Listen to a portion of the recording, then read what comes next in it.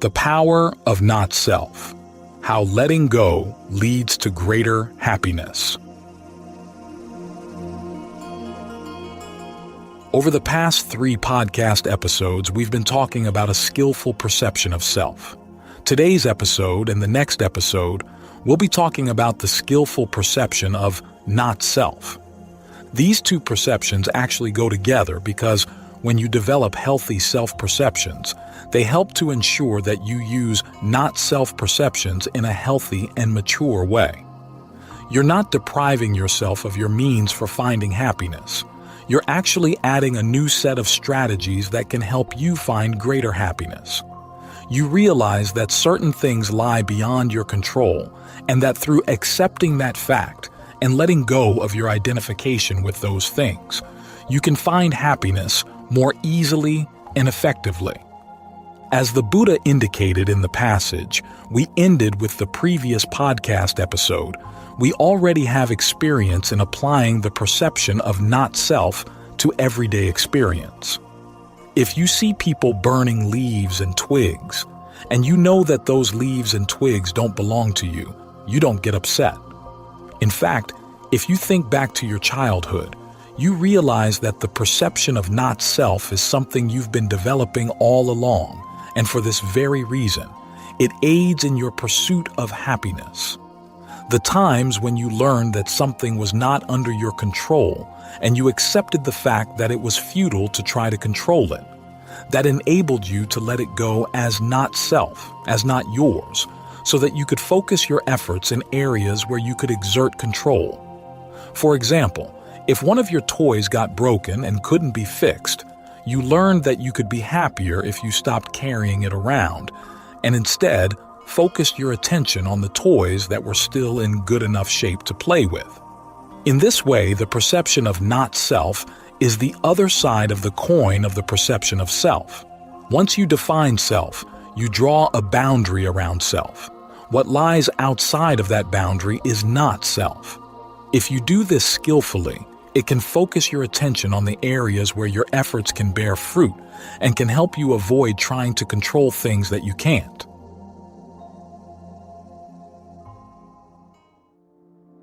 Not self for mundane happiness.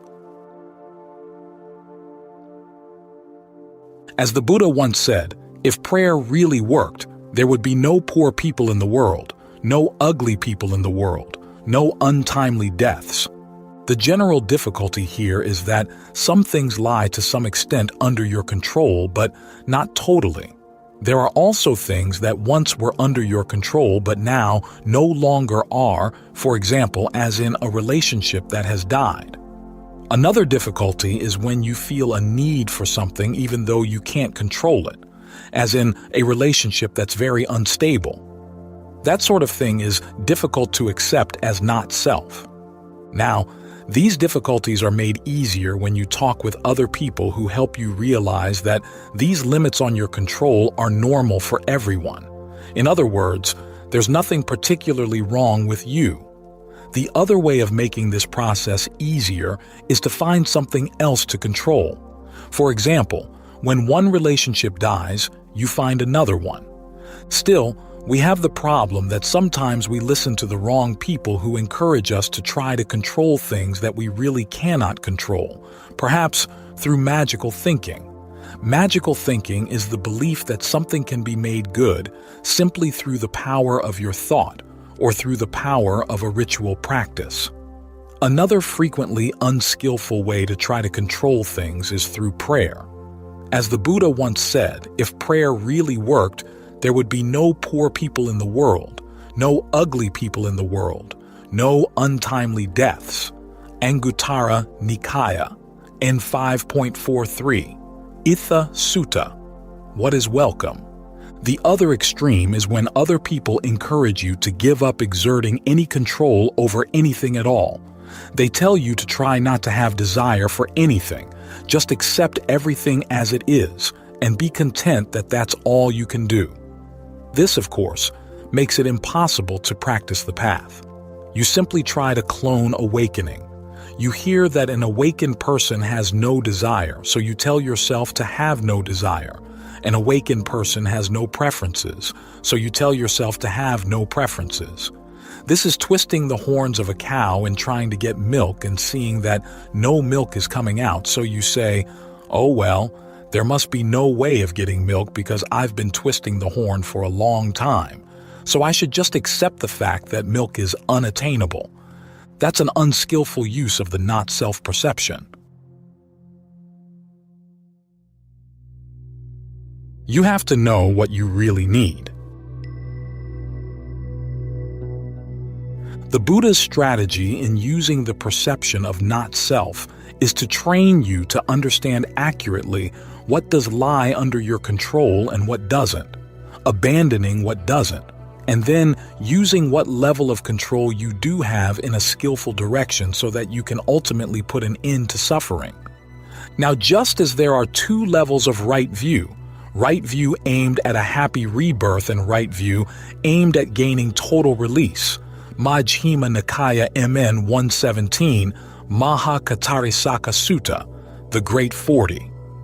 There are two levels in the Buddha's strategy in skillfully using the perception of not-self. Today's podcast will talk about the first level, the skillful not-self perceptions that will result in a happy rebirth, and we'll discuss the second level tomorrow. Some Western people have trouble with the teaching on rebirth, but usually that's because we don't know how to use the teaching skillfully. To begin with, it's important to understand that in teaching rebirth, the Buddha was not just adopting a cultural assumption from his time. Rebirth was a hot topic in ancient India. Some people argued that it did happen. Others argued very strongly that it didn't, with the argument centering around how you defined what a person was, and then showing how what you were could or couldn't take birth. So when the Buddha was teaching rebirth, he was consciously taking sides on the issue. But he did it in a novel way.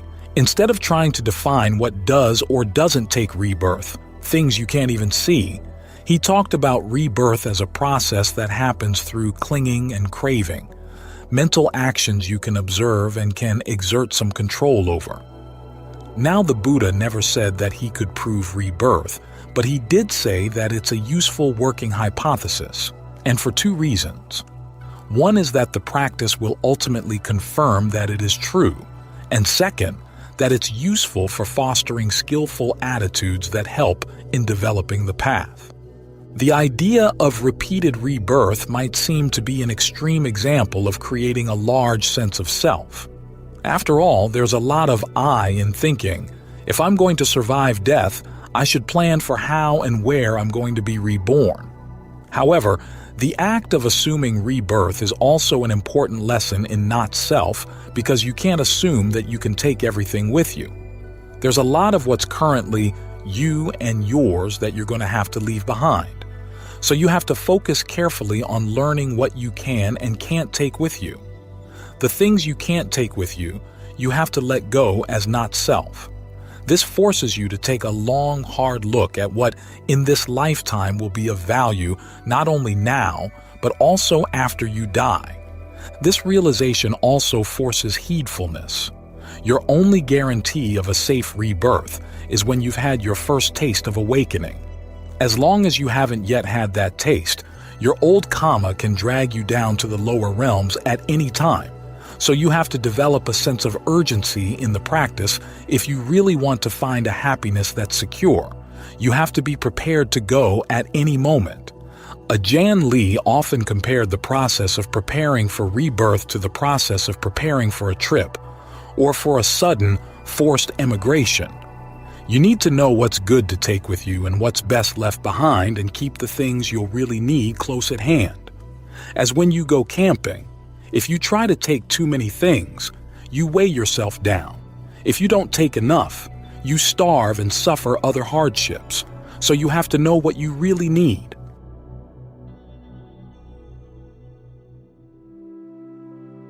And what can you take with you? A story about Ajahn Lee illustrates this point. Once he was going to take a number of his students, both lay people and monks, on a trip into the forest. They were going to meet at the main train station in Bangkok, take the train up to Lopburi, and then go into the forest from there. Now, Ajahn Phuong went along on the trip, and he knew that if you went with Ajahn Lee, you had to take as little as possible, so he packed only a very small bag. But many of the other students didn't know this. Some of them brought 3 or 4 bags, and large ones at that. Perhaps they thought they would hire porters in Lopburi to carry them into the forest.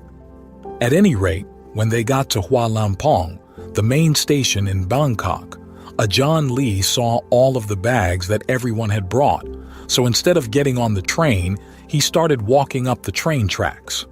Now, if the Ajahn is walking on the tracks, everyone else has to walk on the tracks. So very quickly, people started walking behind him, struggling to carry all their bags. After a while, many of them started complaining that the bags were too heavy. At first, Ajahn Lee said nothing and just kept walking. After a while, as the complaints got more insistent, all he said was, "If it's heavy, throw it away." So, one by one, the students stopped to sort out their bags. Whatever they really needed, they put in one bag. And as for the remaining bags, they threw them into the lotus ponds on either side of the tracks. When they got to the railroad station at Sam Sen, which is the next railroad station north of Hua Lamphong, Ajahn Lee saw that everybody's bags were small and manageable, so he let them all get on the train. In this way, he taught them an important lesson, that you have to be very careful and selective about what you try to take with you. And what can you take with you? 2 things. One is your actions. The other is the qualities of the mind. Traditionally, there are 7 treasures you can take with you: conviction, virtue, shame, compunction, learning the Dhamma, generosity, and discernment, Anguttara Nikaya. And 7.6, Dana Sutta, treasure. These are inner treasures that can carry over into the next life. Think again of going on a camping trip.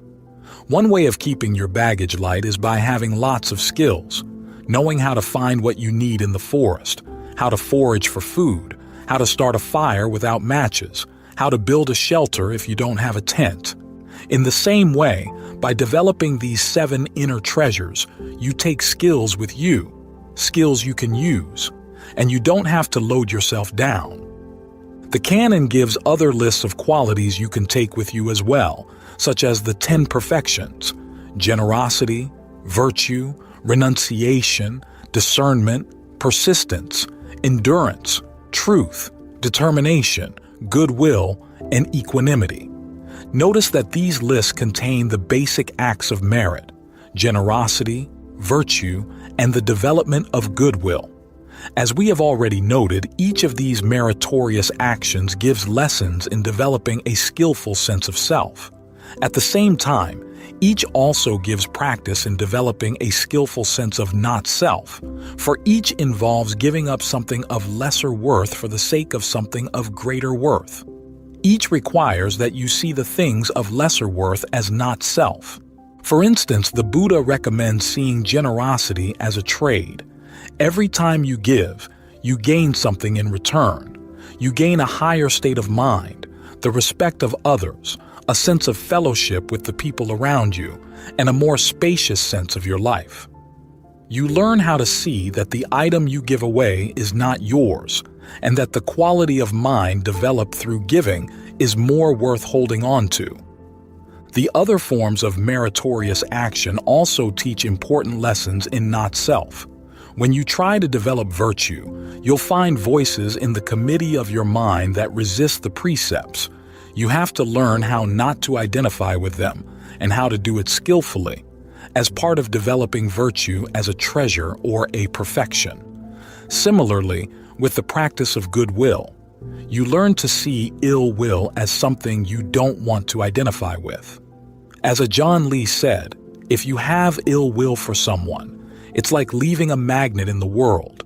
It'll pull you back to that person when you get reborn. So you want to learn to see thoughts of ill will as not self. The 8 worldly dhammas. There's another list of teachings that helps you take a long-term view of what's worth identifying with and what's not. It's called the 8 worldly dhammas: wealth, loss of wealth, status, loss of status, praise, criticism, pleasure, pain. These, the Buddha says, are basically what the world has to offer. And it's not much, is it? You notice that they come in pairs. It's impossible to have one without the other. If you try to hold on to your wealth, you lose it anyhow. If you try to identify with whatever status you have, it makes it difficult when you lose that status. The same with praise and criticism, pleasure and pain. So, it's best not to try to hold on to these things, but it is possible to get good use out of them while you have them. To use the things you can't take with you as means for developing qualities of mind that you can.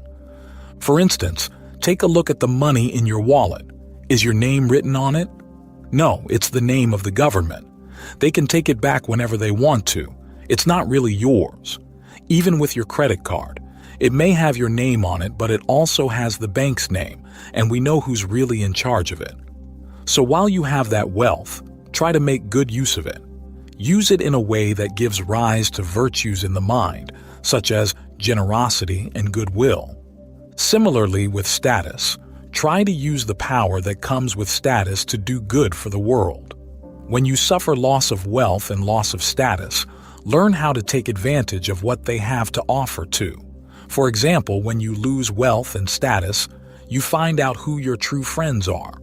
You're also forced to become more ingenious in making do with little. This develops your discernment and ingenuity. When praise comes, try to use the praise in a skillful way. Remember that the people praising you are trying to encourage you to keep on doing something. Don't let the praise go to your head, thinking that you're already good enough and that you don't have to try to do better. At the same time, though, you have to remember that when people praise you, they sometimes have ulterior motives. They may be encouraging you to do something that isn't really right, so you have to be careful. As for criticism, if the criticism is true, you've learned something important about yourself, something that you can learn to correct within yourself. Your faults are easy to hide from yourself, which is why the Buddha says that if someone points them out to you, think of that person as someone who's pointing out treasure.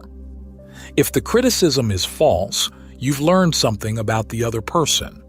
It may not be something you want to learn, but it's good to know. Ajahn Lee also said to watch out for status and praise. Once you have a high status and people praise you, they confine you with their desires.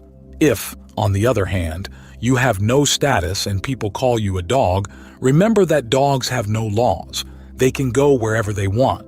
What this means is that you learn how to take advantage of all of these things when they come, whether they're good or bad, and realize that none of them will last permanently. You can't really hold to them as yours. You have to see them as not self. But if you use them to develop good qualities of the mind, you've gotten the best use out of them, developing good qualities that you can use in this lifetime and that will carry over after death. You've made a wise trade. The Buddha also says that when you learn how to look at gain and loss over the very long term, over many lifetimes, it helps you to overcome your attachment both to wealth and to disappointment and grief. He says to remind yourself that you have already experienced extremes of wealth and poverty many times in many different lifetimes, so you shouldn't get carried away with whatever wealth you have in this lifetime, or jealous of other people's wealth, or upset about whatever poverty you fall into. Realize that material things come and go, but the state of your mind is the most important thing you have. This is how you develop the discernment to deal skillfully with whatever comes your way, both in this life and in the next. In other words, the Buddha has you look at life and death over the long term, realizing that in order to develop good qualities in the mind, you have to abandon your attachments, your sense of self around many things. But this is a trade, a very wise and advantageous trade. You gain many important skillful mental qualities in return. Now, this is not just an exercise in delayed gratification, because even in the present moment you gain a healthy sense of self, one that's always trying to learn how to do what is skillful, always trying to learn from mistakes, and always willing to learn how to let go of unhealthy ways of identification. Contemplating these facts gives you a sense of empowerment, of command. You can shape the life that you want, the life that will give rise to long-term happiness, both now and in the future. However, this contemplation also gives rise to a sense of heedfulness. You see that you need to be careful in how you order your priorities. Eventually, though, it gives rise to a sense of disenchantment. You realize that things like wealth and status, praise and pleasure come and go, and they begin to lose their allure. You don't want to make them your top priority.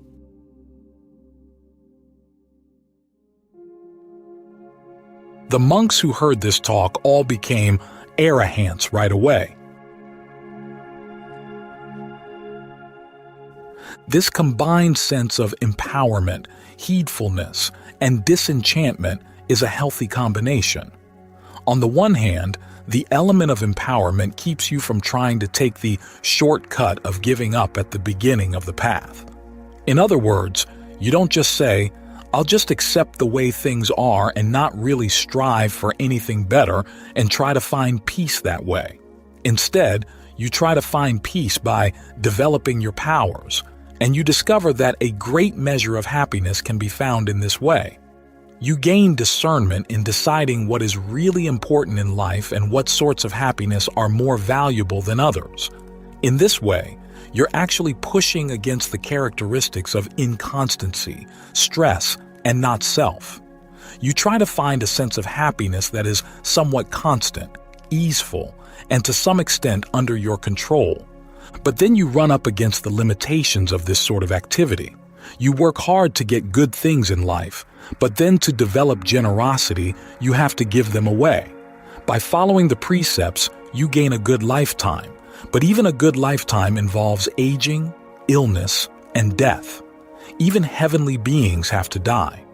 You also realize that over the long term, the comfort that comes from good actions can often lead to heedlessness and complacency. People born into good conditions all too easily take them for granted and get lazy. They start abusing their good fortune. So even the good things in life contain their dangers. And when you take a long-term view, whatever narratives you plan for your next lifetime begin to seem petty, because given that there's all that aging, illness, and death, there are going to be many, many tears. As the Buddha once said, which do you think is greater? The tears you have shed over many lifetimes or the water in the ocean? And the answer is the tears. There's another sutta that makes a similar point, but more graphically. The Buddha once asked some monks, which do you think is greater, all the water in the oceans or the blood you have shed from having your head cut off? Think of all the times you've been a cow and you had your head cut off. Think of all the times you've been a sheep and had your head cut off. All the times you've been a pig and had your head cut off. All the many times you've been a human being but you were a thief and had your head cut off. All the many times you were a highway robber and had your head cut off. The many times you committed adultery and had your head cut off. For each case, the blood is more than all the water in the oceans. The monks who heard this talk all became arahants right away. When you think about things like this, you start looking for release. You see that even the greatest happiness in the realms of rebirth has its limitations, and that the only really true happiness is freedom. That's when you're ready for the transcendent level of the Buddha's teaching on not self, which is what we'll discuss on tomorrow's podcast episode, Unlocking Transcendent Happiness, the Buddha's ultimate teaching on not self.